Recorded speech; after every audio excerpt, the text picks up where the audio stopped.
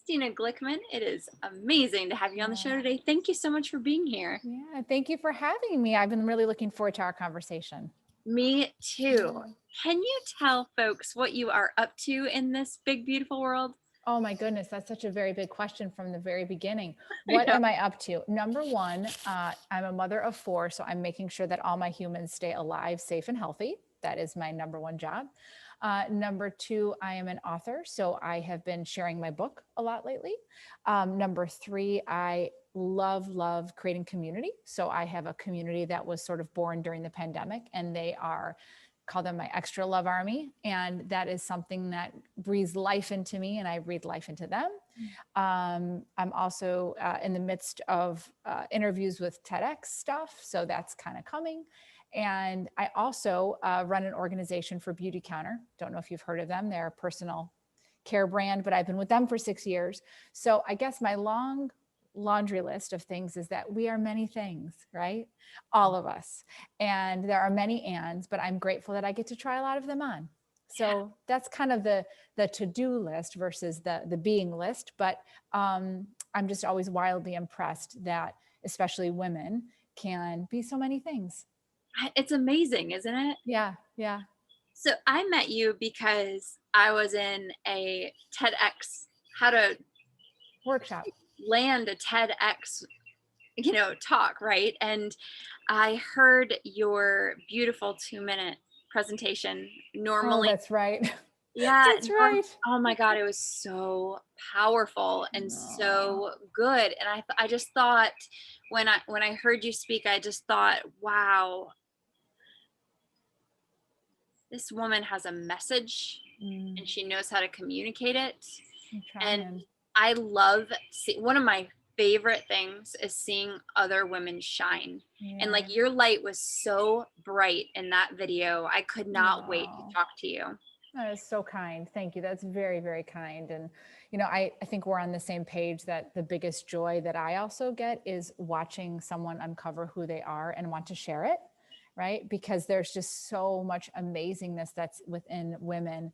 And we have sort of created this narrative that we don't want to outshine anyone. We don't want to commit that kind of crime. And so thank you. It was very vulnerable to have that video shared. As I'm sure you know, because you're going through your own TEDx journey, that it's very vulnerable to Yeah. put yourself out there. And wow, it brings up all your own shit, right? Oh my God, it's so painful. This podcast is not about my own journey and how painful it is. But the truth of it really is that there is no shortcut. We show up, we do the work, and a topic that is near and dear to your heart, we fail, we stand back up, and we keep going. And I think that the more we can share our stories, that's the connective thread. That is why we give each other permission. And it's just, if we can, it's important to share. So thank you for having a podcast to share so much, because we need that. Absolutely. All right. Tell us all about Xtra. Okay. So my book is called Xtra, the Art of Being. It was born a couple of years ago, and just kind of a sheer definition of the word extra for me personally was never about, even though if anybody knows me, I kind of have crazy platinum hair and I usually wear big puffy sleeves and all the things, but extra was for me about how I've always shown up in life, which is that I do a little bit more. And I don't even mean successfully. I just mean that I'm always going to kind of go that extra step. I don't mean 10 steps, but whatever it is that I'm doing, I usually put full heart and soul into. And so that's where Xtra came for me, which was if I can show up and just do a little bit more, what I get back. So it was about this idea that was also linked to how you present yourself into the world is so much an expression of who you are. And I love fashion. And so there was I always say that my descriptor is think Oprah meets Gucci, because there's two parts of me, which is really sort of this soul side that meets this fashion side. And to me, they're linked. And so Xtra was really meant to be about the fact that you are going to show up in this world and just give a little bit more. And what happens when you're willing to do that for yourself. Yeah. Okay. So what does going a little bit extra look like in practice for you? Can you give us some tangible examples of that? Yeah. And I will start from the very small to something big. Extra for me is that I'm going to do maybe one thing today that's hanging over me so I can just get it done, whether it's literally scheduling the appointments for mammograms that I don't want to do. So I'm just going to, instead of keeping this pile of worry and not getting things accomplished, it's sort of like, what can I do to get my space feeling better? Because again, it's not necessarily a list of productive things, because I actually don't think that's what we were trying to achieve. I think what we're trying to achieve is this sense of being and feeling okay at the end of the day, right? It's not about, I've got 10 things on my list, because we all know that there's going to be 10 more things added and I'm not going to cross those off. Like, that's just a state of being. And that grind and hustle mentality is one that I don't want to prescribe to. I know we all get caught up in it, but for me, it's going extra every day is, how do I honor my relationship with myself most? So what am I doing that's for me, that's a little bit more? Sometimes it really is like, oh my gosh, I'm actually just going to pick up that salad for lunch that I really like. And other times it's something much bigger, which is, wow, I think I'll explore doing this class, which I've never looked into. But it's a sheer acknowledgement that I deserve this abundance of investing into myself, right? And we, I think, don't take the time to recognize the importance of it. And I don't want to turn around in 10 years and be exactly where I am, even though I'm happy and I'm grateful and I've got all these things. But I just know that tomorrow is not promised, and how dare I waste today? So I'm always going to try to do a little bit more. Now, again, that doesn't happen every day. Some days I totally suck, not happening, but that's okay. It's just this, I feel a mindset of wanting to make sure that I'm kind of getting the best out of life I can get. And I just don't want to, I don't want to settle. And again, I just want to be clear, by best, I don't mean accomplished. I mean that I'm happy, that it feels good to me. You know, some people, they don't want to write a Tedx. They don't want to do a, who cares? I don't care. What gives you joy? And that is your success metric, not mine. What is extra not? Extra is not being the loudest in a room, wearing crazy colors, putting the spotlight on you. Look at me, look at me, look at me. It's not outrageous and boisterous, and it's none of those things. It's not probably what a stereotype idea is of that. Again, it's much more about when you are able to show up as yourself, you're able to serve others, and then by default, shine the light on them. Because even though I show up with a lot of energy, that's hard for me because I actually don't want the light on me. But I've learned that if I don't accept that as part of how I can serve, then I will continue to play small. And so I've had to release myself from that. Yeah, Christine, this is a really big thing here that you're touching on, because if we don't allow ourselves to shine brightly, we're not giving other people permission to shine brightly. No. And I think, to your point, it doesn't mean always being the loudest person in the room. It doesn't mean the brightest color in the room. But one of the things we talk about here at Yoke and Abundance a lot is that pre-pandemic, we used to do wise women panels, and there used to be friend raising, and then we would do a panel of people who had, at the time before this was a podcast, it was a blog interview. Nice. So it's evolved over the years, right? So it'd be people who had been on the blog and then were being showcased. And I would always tell the story of, you know, the Buddha's one light could light 1,000 others, right? And if we don't step into our fullness, we're not giving other women, other people, it doesn't just have to be women, but other people the permission to step into their fullness either. Oh, absolutely. I love that so much. And, you know, I think that when we can step into our full power and finally embrace who we are, not only does it give permission, but then we are also able to serve others, and we get in our own way, right? So you know, my prime example is that I constantly have this fear that in sharing my own journey, that I'm looking for you to tell me that I'm great or clap for me, when that is actually the opposite of why I'm sharing it. I'm sharing it so that you can see the messy, complicated steps. I'm showing the journey because I actually don't want you to just see my end result where I'm on a red dot and I've achieved. That's Right. not the message. Right. The message is that you just kind of keep going for it. And I don't know if we share that enough. And so I've had to say to myself, if you know me, you know my intention, you're the right audience for me. And if you don't, then just don't really follow me, because otherwise I temper myself, I filter it, I don't share who I am, and I don't want to do that anymore. And that takes a lot of practice. It's so hard to, you know, really show up as yourself without that fear of judgment and failure and rejection and side eye and all the things. That's real. I mean, it's what I preach, but I still have to practice it every day. Yeah. I mean, there's a lot of haters out there in the world.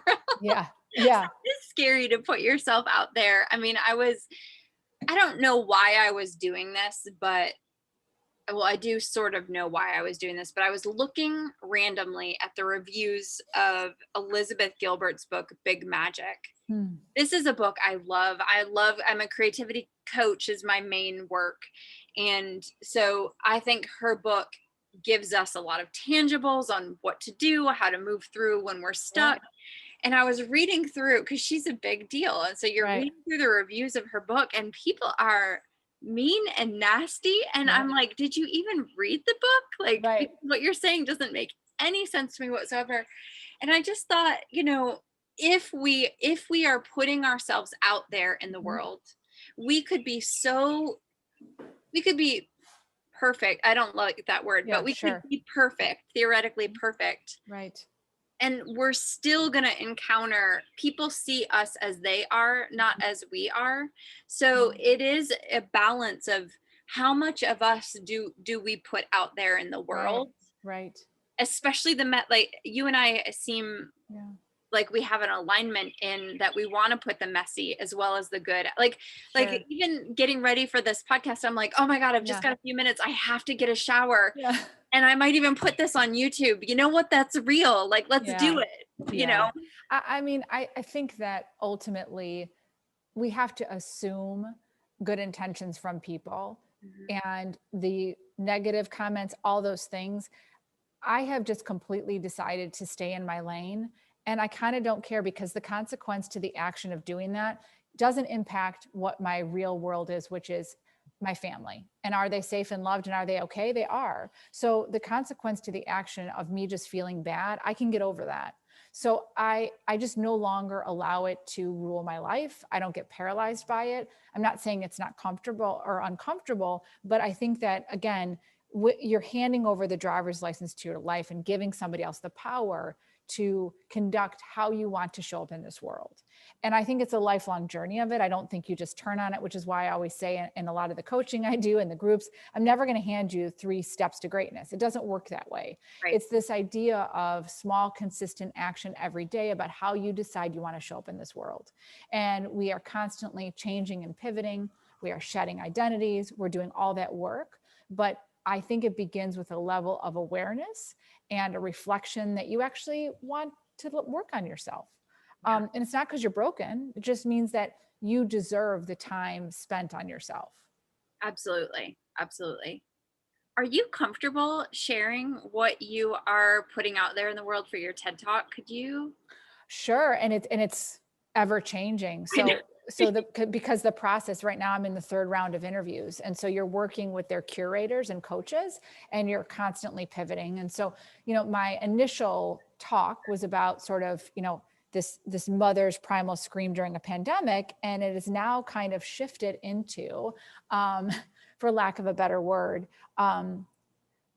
women won't really be taken down by this pandemic, despite, because the reality is this: a year and a half of a pandemic cannot undo the decades and decades and decades of work by women. And we're suffering, we're crumbling, no one's listening. You know, it's a big problem.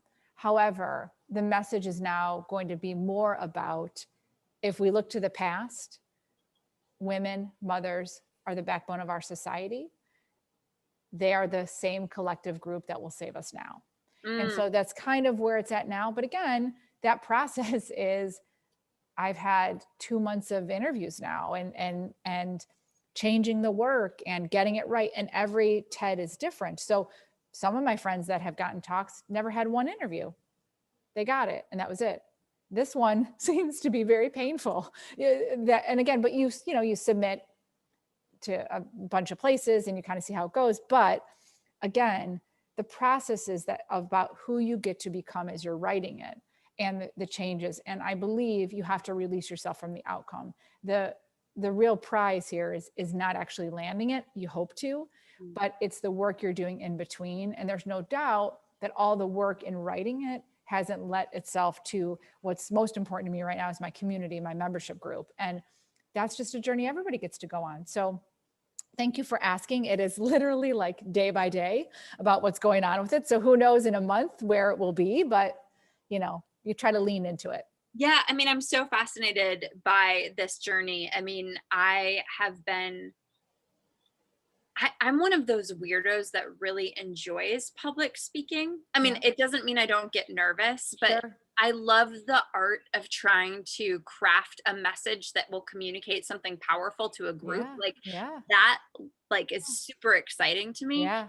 So I've been trying here in Greensboro Mm-hmm. for years, it's probably been 5 years that I have submitted applications and never quite hit the mark. And it was kind of an epiphany to me recently, taking that workshop that you can apply to other places. I was I didn't even yeah. Oh, because Right. I think people just think, oh, you have an idea, you submit, you're going to get in. I don't think not even close. No. not even close. Yeah. At least anybody I've ever talked to, it seems that I'm right on track with how difficult it is to write a succinct submission, do a 2-minute video, get the callbacks, work with curators. And again, every process is different, but I've already in 2 months feel like I've learned a lifetime, a lifetime. It's unbelievable. Do you know what you want to do with that yet? In what way? You mean with the talk or, No, the learning. I mean, I think folks I don't know, you strike me as someone, just what you do with your membership alone and the way you present yourself. It's all about I'm going through life. I'm doing it full on. I'm going to grow and I'm going to learn from it. And I'm going to take others along with it for the journey with me. That's exactly what I'm doing. And in fact, we had a community meeting a couple of weeks ago and somebody said, which I thought was interesting. They said, Christina, you're really a member of this group because that's how I share, and so I think then to answer that question, no doubt it is completely writing all my content because I also do this mentorship on this other platform called The Juggle. And I have to create content every month about certain themes of confidence. And so I'm constantly in content creation mode of ideas and themes and all the things, which I love to do. There's no doubt all that work isn't in the work I'm doing. So because I am wholeheartedly taking people along that ride with me. So it just happens last month, it was all about stolen moments and hardwired for presence. And this month it's about this commitment and it's really what's happening in my life. And that's the topic we end up talking about. And of course it resonates and we move through it. So I think it's a great question. I am most definitely using the experience in my current work and then sharing it with the people that I care about in hopes that it helps them in their life in some way. I do know that a big topic you talk about and write about is confidence. Can you share with us why that's important a little bit and maybe what we should do about it if we feel?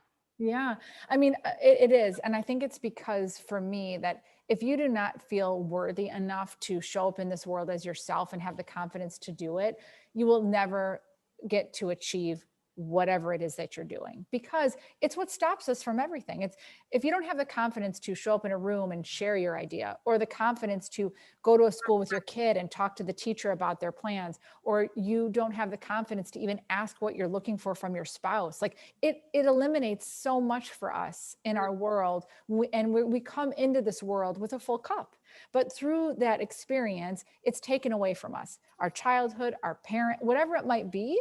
And we are given these identities and badges that we carry with us, right? Like you're a bookworm, whatever it might be, shapes who we are. And then suddenly the world around us nicks away at it, gives us self-doubt. It takes so much work to get grounded, remind yourself of what's important to you. And so there's no shame in the lack of confidence so many of us have. You can really point to why we have it that way. It was either because of a sibling or a friend down the street, and so once you become clear as to why you may not feel confident in your own skin, you can then decide if you want to work on it. And you form small habits to work on it, or because I mean, we all come into this world, some of us more confident than others, of course, but it can be a learned habit and a learned trait to work on it. And I just think ultimately in relationships, in parenting, whatever it might be, that confidence is going to knock you down. I mean, if you think about it during a pandemic, if you have children, if you're not confident enough to know what your family's values are my kids going back to school? Are they not? Are you going to get vaccinated? I believe you need to show up confidently in this world for who you are and not be serving everybody else. That takes a lot of work. It's not easy. Politics, religion, I mean, it's complicated. So, and it's not about right or wrong. It's just about showing up confidently. And so I talk about that so much because I believe that it is the catalyst to so much and so much opportunity and doors open. And, you know, if you believe in yourself, you can kind of do anything. Yeah, absolutely. It sounds so simple, but isn't it the truth? Yeah, no, it really is. I mean, and that's why, again, when I was writing the book and doing it, all the self-doubt for me was, well, I'm not special. I'm not talking about anything new. Like, oh, what, be confident, be you. Like, that's not new. And then I had to stop everything and say, I'm doing it for me. I'm doing it because this is the message I feel that I want to serve. And guess what? What is the worst outcome? The book sucks. No one likes it. Like, who cares? Like, no one's dying here, right? So if we could all just kind of understand that that consequence to the action is not life and death, and have the confidence to do the things we want to do, no matter who tells us it's crazy or that you can't do it or why would you do it, it's not important. Like, you get to do it for you. And that's enough, you know? Yeah, I love that so much. Thank you. Yeah. Christina, what happens in your membership? What happens in my membership? Okay. So during the pandemic, I would love to tell you I have big plans. And the only way I know what I'm doing is because I've connected the dots to what I did before. None of it was really planned. I launched the book in the pandemic. And then what I was finding is through social media, because that was really the outlet during the pandemic, is that people were craving connection, right? So I said, what if I create this, extra Love Army community? Will you come? And everyone kept saying, yeah, what is it? What is it? So the nuts and bolts of it is it's a monthly membership. It's all about a theme, like, one was evolve and repeat and your story matters and like all the things. And you get 3 videos a month from me that is on the topic. So we talk about it, right? And then twice a month we meet for 90 minutes as a community. And that's really where, like, it's incredible because it's a space that it's filled with, strong, loving, purpose-driven women that really just want a container to be held. Just a container to say, like, I understand what this is, and I've got these goals, and we want to share. And the power isn't me. The power is them. I just was lucky enough to create something that people wanted to be a part of. So I learned very quickly, it's not about me. It's completely about these magical humans that want to be there. And so I feel very lucky, and I'll just continue to keep offering it and doing it till it doesn't feel right anymore. And thank you for asking about it. It's a very special place. It looks amazing. It really looks amazing. And you are a magical human too. Oh, I mean, and I'm sure I listeners will will, try to receive that. yeah. Thank you. Not easy, but I will try to practice what I preach, which is that we should be receiving and not pushing it away. So thank you. That's kind. Yeah, it's because you have like a very magnetic personality. Like you have No, the type of energy where it's just like, oh, I want to get to know her, you oh, it's know? so nice. That's so nice. Well, like I said, I really think that life is so hard, and it only occurred to me 6, 9 months ago that I wasn't supposed to do this alone. Like, I don't know why I was so late to the game. Really, I've never in my life had a coach, a community. I've done everything alone. I did the book alone. And it was about October of last year where somebody introduced me to a coach, and I was like, ugh, I'm not spending the money. I can't. I have 4 kids. Like, not that I don't think I'm worthy, but not doing it. And it changed my life because I realized we need each other. Yeah. And everybody needs somebody. I don't care if you're Oprah, like everybody needs someone or a coach or a mentor or a group and so now I just kind of, shout it from the rooftops, like Mhm. find your whatever. Like, I don't care if it's a book club or but I was really late to the game on that. Yeah. And it changed everything for me. I've given a presentation before on the concept of having your own personal board of directors. Yeah, I love that. Because Yeah. it's not just one sometimes we need multiple coaches, a Yeah. therapist, we need our friend, we need certain types Yeah. of friends, we need, like Yeah. there's so many, we need certain types of communities where we can know we're going to get a certain thing from that community.